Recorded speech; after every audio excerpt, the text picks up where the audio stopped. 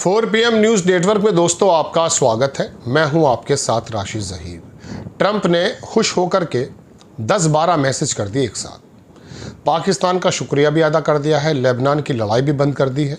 लेकिन ताज़ा खबर के मुताबिक वो लेबनान की लड़ाई पर फिर अड़ा हुआ है। लेकिन बात अलग है, ईरान और अमेरिका की मेज़ें पाकिस्तान में आज है शनिवार, हो सकता कल या परसों तक सज जाएं। सीज़ फायर आगे भी बढ़ सकता है अगर बातचीत नहीं हुई। और ट्रंप ने कह दिया कि मैं पाकिस्तान जाना चाहता हूं। तज्जियाकार यानी कि एनालिस्ट ने कहा, जो एनालिसिस करने वाले लोग हैं, कि ये तो एक्चुअली जब ही तय हो गया था जब जेडी वेंस वहां पहुंचे थे।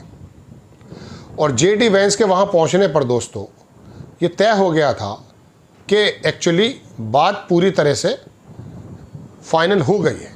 लेकिन लास्ट मोमेंट में शायद सेहरा ट्रंप को अपने सर पे बांधना था। तो अब कहा यह जा रहा है कि शायद पाकिस्तान ट्रंप चले जाएं। मैंने आपको 6 रोज़ पहले खबर बताई थी। लेकिन चलिए, जब तक वो नहीं आते, पाकिस्तान सिफारतकारी कर रहा है। ईरान और अमेरिका एक मेज़ पर बैठ गए हैं। यूरेनियम सबसे बड़ा जो मसला था उसको उन्होंने कहा ठीक है, हम आपको कहने से बंद कर देंगे। उनका पहले से ही कहना है कि हम वेपन्स नहीं बनाएंगे। एटॉमिक एनर्जी की टीम्स कह चुकी हैं उनके पास ऐसा मवाद नहीं है कि वो बहुत जल्दी बना दें। और अमेरिका ने जो पिछले साल हमले किए थे उसके बाद भी ये तय हो गया था कि बहुत जल्दी ईरान वहाँ तक नहीं पहुँच सकता है। लेकिन चूँकि ट्रॉफी उठानी है, अमेरिका के अंदर इतना बुरा हाल हो चुका है ट्रंप की पॉपुलैरिटी का कि उनको अब अपने आप को बहाल करना है। मैंने आपको बताया था कमीशन भी बना है, रिपब्लिकन और डेमोक्रेटिक्स लोग भी उनके ख़िलाफ़ हैं। और वहाँ की जो मईशत है यानी कि फाइनेंशियल हालत जो है वो इतनी बुरी हो चुकी है कि लोगों ने ट्रंप को, जेडी वेंस को, रिपब्लिकन्स को बुरी तरह से नकार दिया है। चौथी बात, वहाँ का मिड टर्म इलेक्शन उनके लिए मुसीबत बन चुका है। मिड टर्म इलेक्शन का मतलब ये समझ लीजिए दोस्तों कि अगर वो हार जाता है ट्रंप, तो उसको फैसला लेने में हर एक फाइनेंशियली भी हालात ख़राब हो जाएंगे। वहाँ की कोर्ट्स भी उनके पीछे पड़ी हुई हैं। अब ऐसे में ट्रंप की समझ में नहीं आया, वो यहूदियों के हाथों से निकल करके इस काम को कर रहा है। हालांकि कोई भी ज़ायनिस्ट लॉबी का ऑर्डर, इशारा वो डिफाई करने की स्थिति में नहीं था। इस लड़ाई को शुरू ही उन लोगों ने कराया था, ट्रंप को किसी भी मामले में, कोई फाइल में या किसी भी मामले में फंसा करके। अब बात यह दोस्तों कि वो पाकिस्तान अगर आ गया, और जैसा कि बात चल रही है होने वाला ये काम, वहाँ पर ये भी खबरें आ रही हैं दोस्तों कि वहाँ मिस्र, टर्की, चीन के भी कुछ लोग, ईरान के पजेश्कियाँ भी शायद वहाँ पर जमा हो जाएं। अजीबोगरीब सीन होगा कि ईरान का राष्ट्रपति पजेश्कियाँ और ट्रंप पाकिस्तान के अंदर किसी मुआहदे को सिग्नेचर, और ट्रंप जब भी आएगा जब बातें तय हो चुकी होंगी। तय हो चुकी हैं लगभग बातें। स्टेट ऑफ हॉर्मस की जहाँ तक बात है तो आप ये देखिए जहनी तवाज़ुन कितना बिगड़ा हुआ है ट्रंप साहब का कि उन्होंने अपने सोशल प्लेटफॉर्म पर लिख दिया स्टेट ऑफ ईरान। हालांकि बाद में सुना डिलीट भी कर दिया। स्टेट ऑफ हॉर्मस को ईरान का ही मान लिया। ईरान पहले ही वेपन्स नहीं बना रहा था यूरेनियम, और अब उसके हाथ में स्टेट ऑफ हॉर्मस आ गई। सेकेंडरी सैंक्शन हट जाएंगे। खबर ये आ रही थी कल, भारत के एक पत्रकार लिख रहे थे, बड़े पत्रकार हैं, अच्छे लेखक भी हैं, कि साहब $20 बिलियन मिल जाएगा अगर अपने स्टॉक पाइल्स वो ईरान को दे, अमेरिका को सौंप देगा। तो अमेरिका ने मना करा कि कोई पैसा नहीं मिलेगा, और ईरान ने भी कहा कि स्टॉक पाइल जो इनके हवाले नहीं किए जाएंगे। और मैं आपको दोस्तों पहले बता चुका हूं कि 2016 में जब वहां बराक ओबामा थे, 2015 में एक मुआहदा इनका हुआ था JCPO, उसके अंतर्गत 25,000 पाउंड, ये तो 900 कुछ पाउंड है, 460 किलो, 25,000 पाउंड एनरिच यूरेनियम वो रशिया को दे चुके हैं, इस बात की शर्त पर कि दुनिया भर से उनका जो एसेट्स हैं वो डिफ्रीज हो जाएंगी, सैंक्शन हट जाएंगे। ट्रंप ने आके उसको ख़त्म कर दिया था। तो उनके लिए जब 25,000 पाउंड देना, तो इसको भी दे देंगे, चूँकि वो पहले कह चुके साहब वेपन्स तो हमें बनाना नहीं, हमारा फतवा है। अब इस बात पर अगर ट्रंप खुश होकर के अपने अमेरिकी जनता को बेवकूफ़ बना के देखिए मैंने 20 साल के लिए, 15 साल के लिए, 5 साल के लिए रोक दिया है, तो 5 साल तो वो वैसे भी रुके हुए हैं।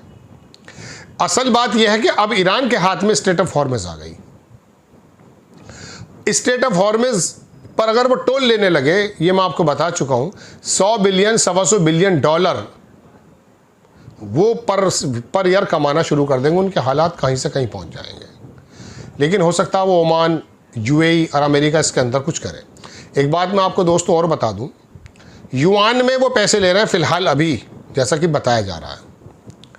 बल्कि ख़बर तो ये भी है कि भारत भी युआन में पे कर रहा है। अलग से खबर बनाऊंगा आपके सामने। लेकिन अगर वो ये कह देना सिर्फ अमेरिका से कि साहब हम डॉलर में ले रहे हैं चलिए, तो वो खुश हो जाएगा। वो ये नहीं चाहता कि स्ट्रेट ऑफ हॉर्मज़ के ज़रिए दुनिया का जो पेट्रोल, आपको मालूम है कि इंडिया के अंदर जितना एक्सपोर्ट होता है उसमें सबसे बड़ा हिस्सा किस चीज़ का होता है? दुनिया के किसी भी देश का जो इंपोर्ट एक्सपोर्ट करते हैं, अगर उनके यहाँ पेट्रोल पैदा नहीं होता है, क्रूड नहीं पैदा होता है, तो सबसे ज़्यादा जो इंपोर्ट किसी भी देश में होता है वो पेट्रोल का, डीजल का ही होता है। तो ये डीजल पेट्रोल का अगर सिर्फ पेमेंट वो ये कह दे ईरान के साथ मैं तैयार हूँ डॉलर में करने के लिए, अमेरिका बिल्कुल राज़ी हो जाएगा कि यार मेरा डॉलर बिल्कुल अपनी जगह खड़ा हुआ है। उसको डर ये है कि चीन का युआन डॉलर ना आ जाए पेट्रो डॉलर की जगह। युआन अगर आ गया, पेट्रो युआन, तो हालात ख़राब हो जाएंगे।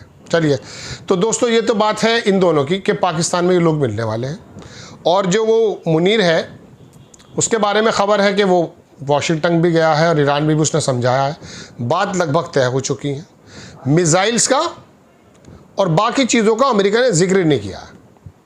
और बल्कि ट्रंप ने अपने सोशल ट्रूथ पर आकर के जो नई नई बातें शुरू की हैं, उसके अंदर इसराइल को भी प्रतिबंधित कर दिया। लेबनान के बारे में हालांकि मैंने एपिसोड बनाया, ताज़ी खबर के मुताबिक उसने मानने को मना कर दिया, लेबनान पे हमला भी कर दिया। वो नहीं चाहता कि पाकिस्तान के अंदर या दुनिया के किसी भी हिस्से के अंदर ये टॉक कामयाब हो जाए। उसका मकसद ही नहीं है ये। अगर ऐसा हो गया तो समझ लीजिए वो बर्बाद हो जाएगा, वो ज़ाइन इस्लामी तबाह बर्बाद हो जाएगी। ये ट्रंप के मानने वाले इवेंजिकल्स जो हैं, जो वहाँ 16% का तबका है, वो बर्बाद हो जाएंगे। अभी कल परसों आपको मालूम है कि वहाँ पर ईरान पर हमला हो ना हो उसको लेकर के वोटिंग हुई।